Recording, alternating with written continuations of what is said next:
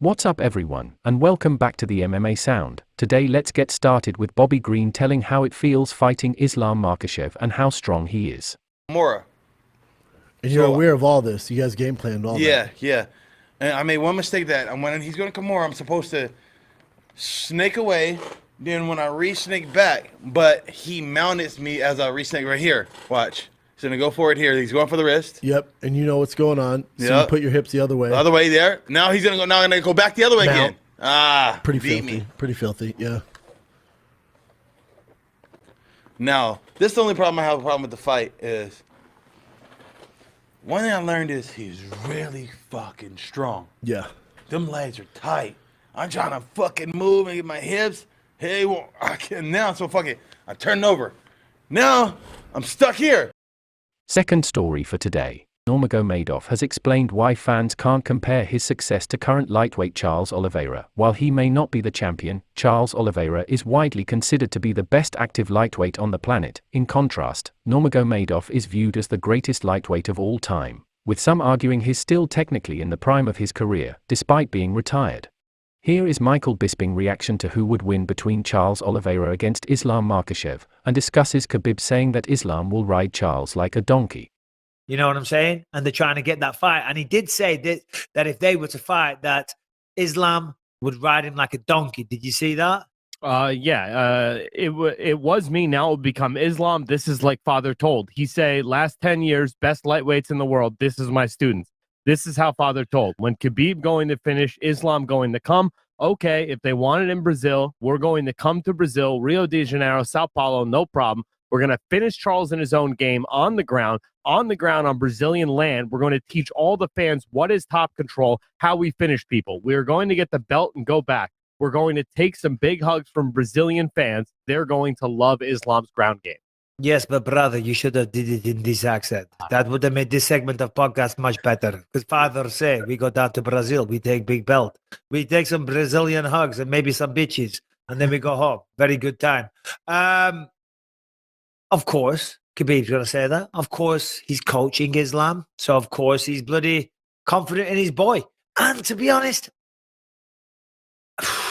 Islam's got a really good chance of beating him, let's be honest. I mean, if you were to pick a winner right now, who would it be? Because for me, I think I'd pick Islam. I would. People who knock Charles down, they don't follow him down to the ground. Bloody Islam would follow him down for sure.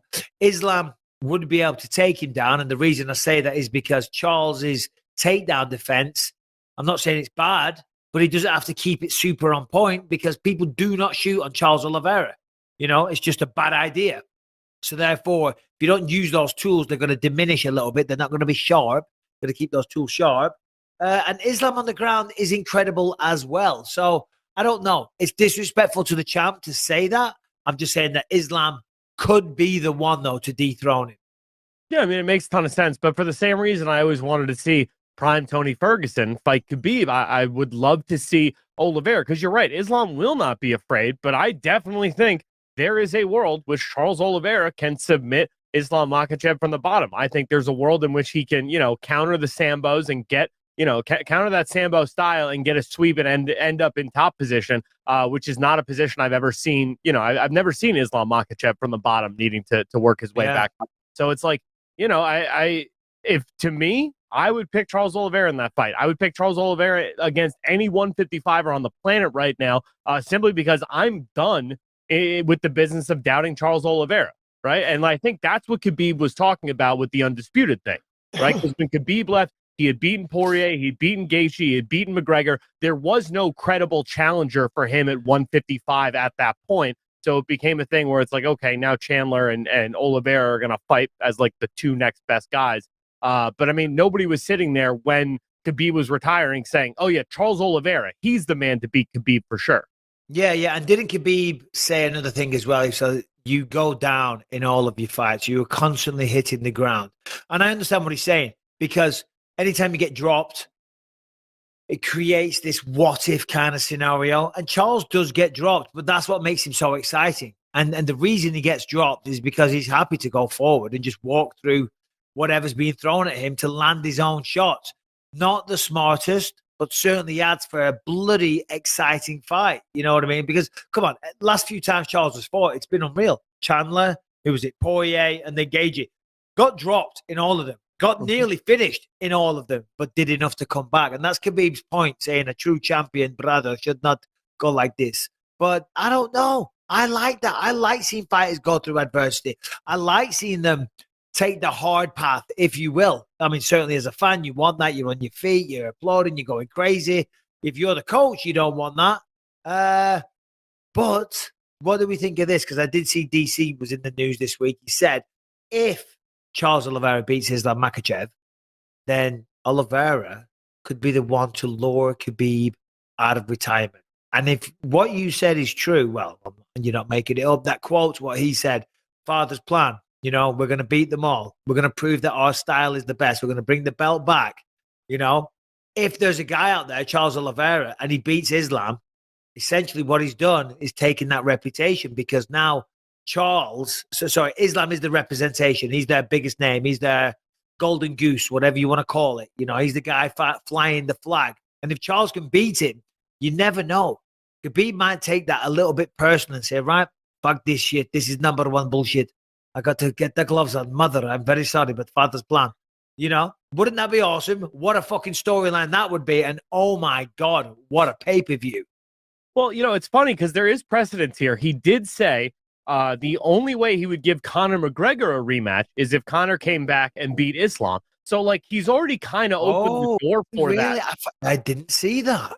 He said this probably 3-4 months ago, something like that. And it was kind of like an offhanded, the way I pictured it was like he was saying it as like it's such a far-fetched idea that Conor McGregor could beat Islam that, like, yeah, sure, that's how I would come back. Charles Oliveira, though, is a legitimate threat to Islam. So he's not talking like that. But I'm just saying that door has been open, at least for Khabib publicly talking about it. Yeah. Okay. I mean, we'll see what happens. I mean, I guess Charles Islam's probably going to get the next fight. I mean, obviously there was that matchup with Beneil Dariush, right? That hasn't been made official yet. So Charles is going to fight someone. He's going to go in maybe as the young crown champion. You know, the belt's going to be vacant, but it's one side of it's going to be Charles. I don't know who the other side's going to be, but it could well be Islam Makhachev. Yeah. Khabib is saying that he's been pestering Dana. He's been on Dana's case about it. He's been texting him. He's been, everything he can to get Islam into this title fight with Charles Oliveira. And Dana, according to Khabib, for the first time, Dana has just ghosted him. He's left him on red. So maybe they're thinking of something different. Maybe. Well, who would there be? And then we have this conversation. It seems that all the talk of the UFC these days centers around the lightweight division, but it really is got all the talking points. Chandler, no way. No, they're not going to do a rematch with Chandler. Who else? Poirier? No, Poirier's talking about fighting Colby Covington July 30th. Looks like that fight's going to take place. Who are the other contenders? Beneil Dariush. Can't imagine they would go for Beneil other than Islam. Just simply because Islam's got the star power right now.